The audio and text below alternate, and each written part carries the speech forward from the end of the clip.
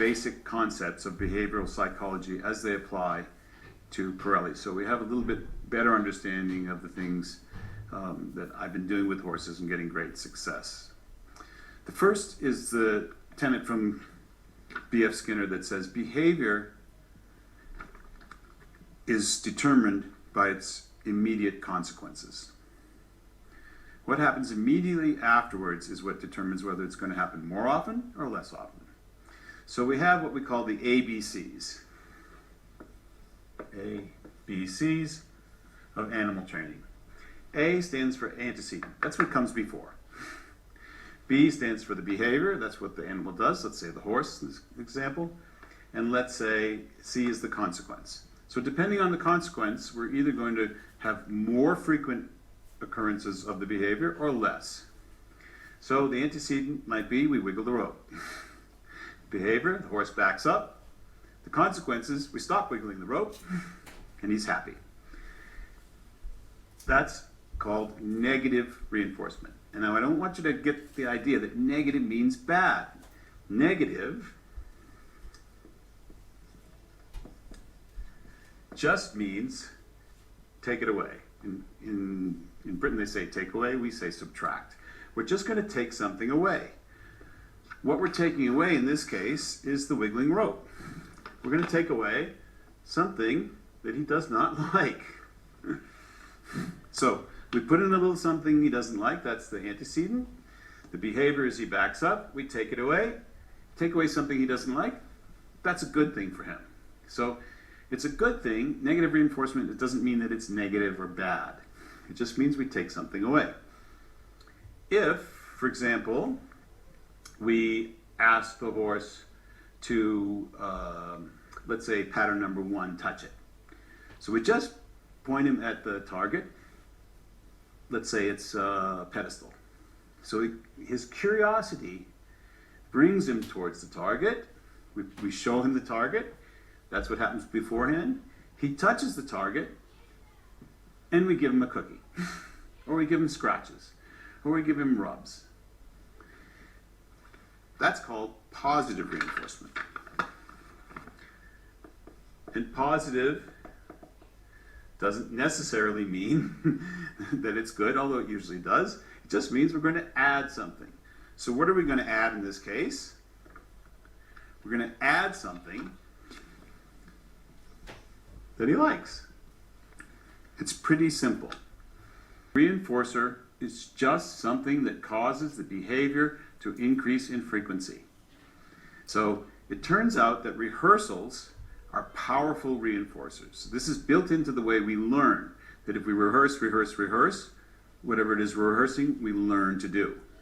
So it's not something you have to teach the horse. You just have to rehearse and they automatically get it. Traditional horse training is just rehearse, and we get it done. So in the world of liberty, what I'm most concerned about is that we do not rehearse the horse running away from us. So the concepts of the boomerang and the game of 2 eyes are such that there's no opportunity for the horse to leave. If he never rehearses leaving, he's never going to learn that it's a good thing to do. So we really want to minimize rehearsals of the things we don't want, and we want to rehearse the things that we do want. This is using reinforcement in the best way possible. Now we come to the bridge. The bridge is a representation of the consequence of the behavior. And we said that behavior is determined by its consequences. We want the consequence to be something really nice and fun so the horse wants to do it again. But it's very hard to stick a carrot or scratches or rest in the middle of something that he's doing that's a challenge or new or that he's learning. So we condition a word or a signal or a touch.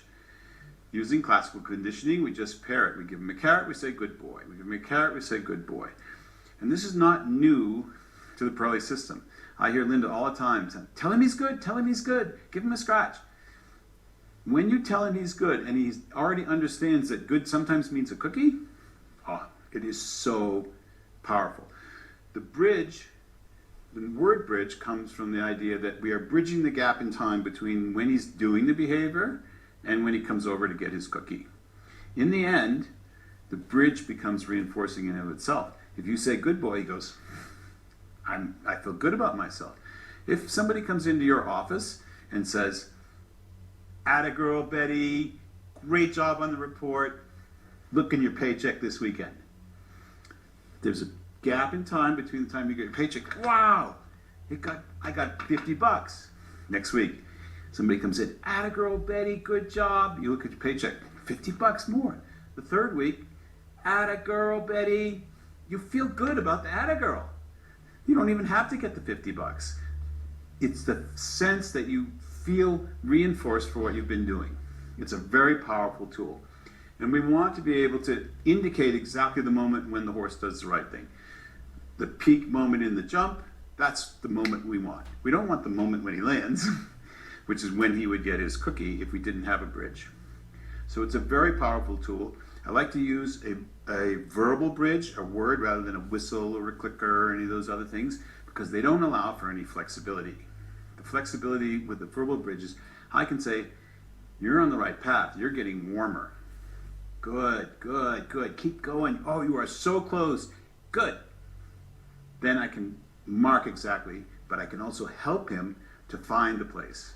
If he's a little bit confused about where to go, I can guide him with my words. And in the end, the sophisticated animal trainers get very conversational. It doesn't have to be good. Really nice job, keep going, you're doing great. The animal hears that and he gets excited about the possibility of doing something for the trainer.